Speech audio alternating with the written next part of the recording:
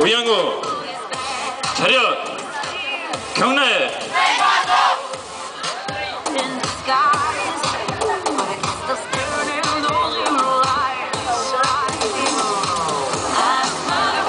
Vă mulțumim că ne-ați urmărit.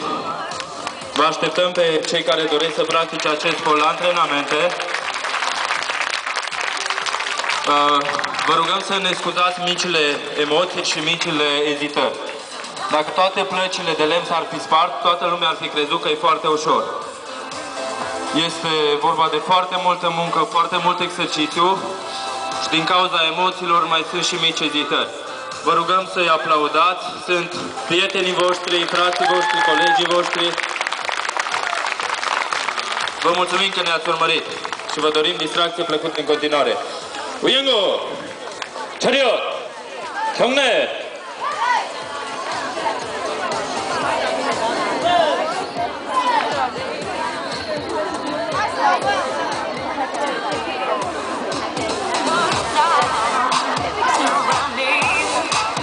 Mulțumim încă o dată, distracție plăcută!